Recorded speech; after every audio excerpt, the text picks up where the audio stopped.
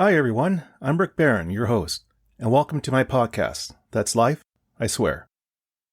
David Crosby was a musician, a singer-songwriter, an actor, and who was well known as a founding member of two rock bands, the Byrds and Crosby, Stills, Nash and Young. He was born on August 14, 1941 in Los Angeles, California, where he began his career in the mid-1960s. You can say Crosby was a rebel with a cause and ready to be heard.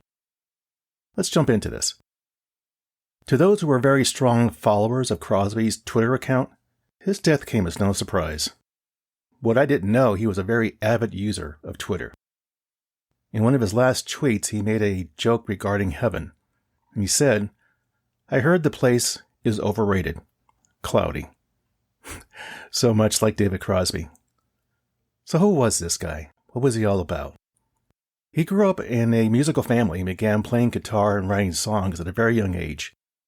I guess one could say he was ready and destined by birth as to the direction of life he was going to take. He was the son of cinematographer Floyd Crosby, who won an Oscar for his 1931 work for the movie Taboo. Now, other movies that Floyd worked on were High Noon, a 1952 Western, for which he won a Golden Globe Award. While growing up, David stayed around in LA and Santa Barbara area. Didn't go too far from there. His mind was not very focused on being a very good student, but rather he gravitated to acting and music at an early age. Now, regarding acting, here's a little tidbit.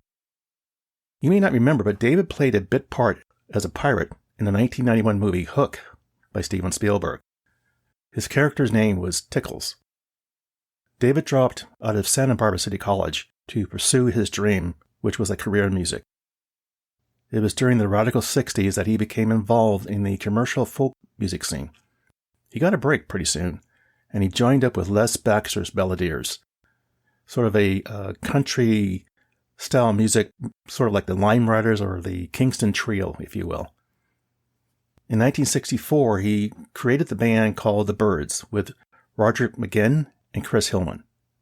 And it didn't take long for the band to quickly gain popularity with their hit cover of Bob Dylan's Mr. Tambourine Man, which reached the number 1 on the Billboard charts in 1965. Crosby wrote and sang many of the band's most popular songs, including Why, 8 Miles High, and Lady Friend. Boy, those songs just take me back.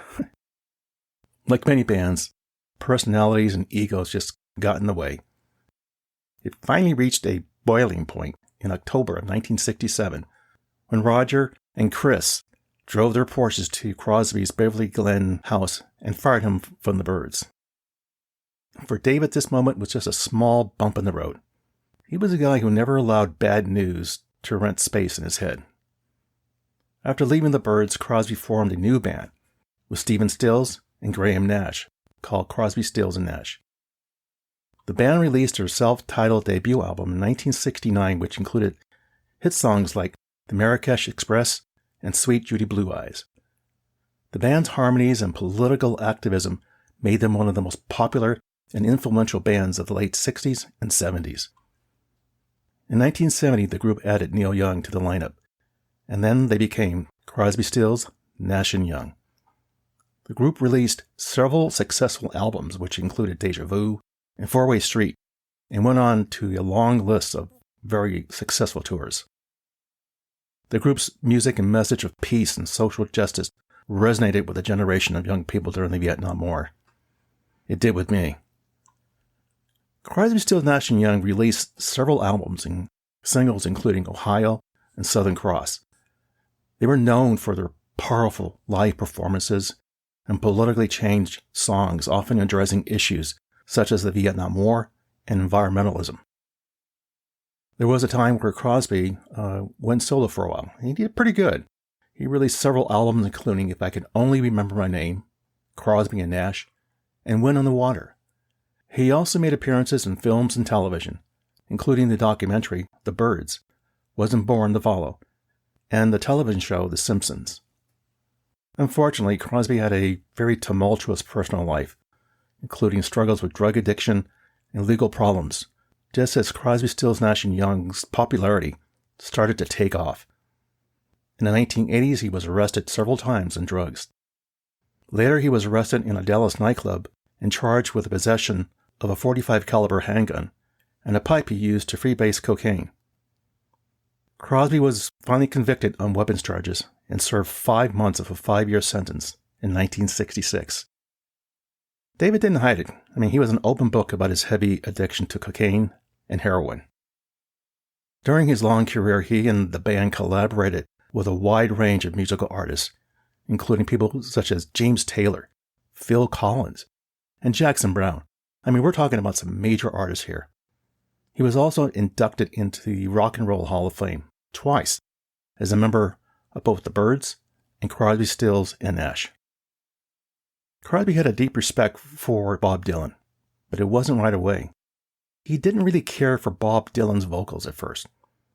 But after hearing Dylan singing Blowing in the Wind and other songs that he said later that watching Dylan expressing the value systems that I respected was a real eye-opener for him. For Crosby, it finally hit him on who and what Bob Dylan was all about. He saw Dylan as one of the major poets of our time. Crosby's music really impacted a lot of musicians and fans.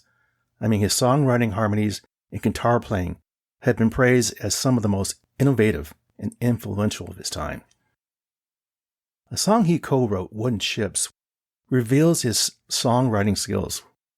The politically charged number was written as the Vietnam War was in full swing and was one of the most socially conscious songs in the Crosby, Stills, and Nash catalog. I remember listening to this song a lot when I was serving in the Army during the Vietnam War. During an interview with Nash and Young of the New York Times in 2016, one of the questions centered around the song called Time I Have from the album Cross. Nate stated, "You started by singing, 'People do so many things that make me mad, but angry isn't how I want to spend what time I have.'" Nate asked Crosby what those words really meant. Crosby replied, and I quote, "I spent a lot of my life angry, and I don't want to, because the less life you have left, the more you treasure it, and the more you are trying to use every minute to accomplish something. That attitude, which comes with age, is all through this record. There's a choice to be made with every minute that you spend, and I'm spending mine having fun, man, and creating." End quote. His political activism and commitment to social and environmental causes have also been an inspiration to many. Crosby's political points of view range from the insanity that someone like Trump could get to be a candidate of a major party, which was very disturbing to him.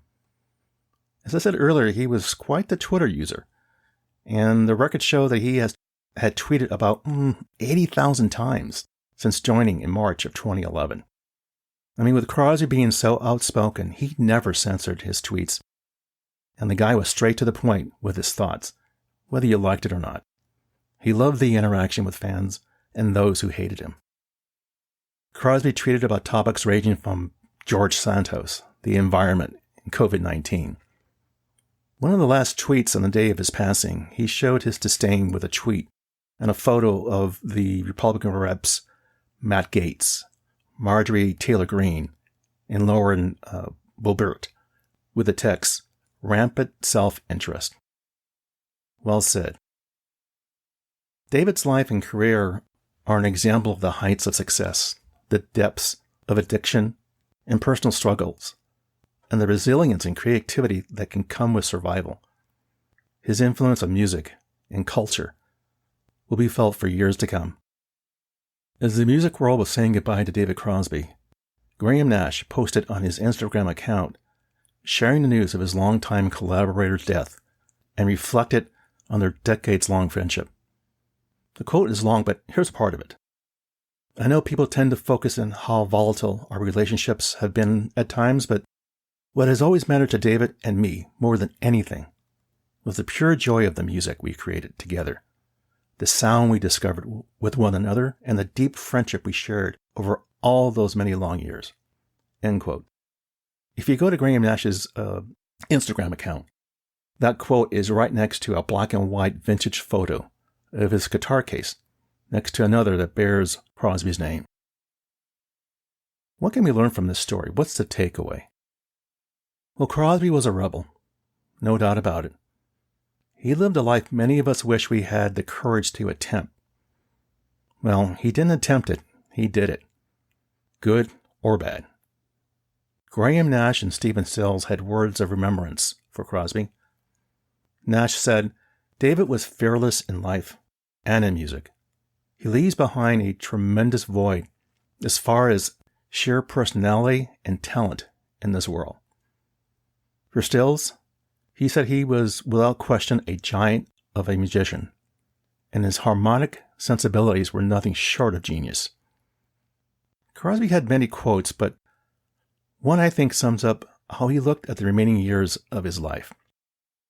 "Don't waste the time. Time is the final currency, man. Not money, not power. It's time."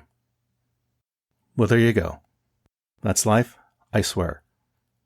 For further information regarding the material covered in this episode, I invite you to visit my website that you can find on either Apple Podcasts or Google Podcasts for show notes calling out key pieces of content mentioned in the episode transcript.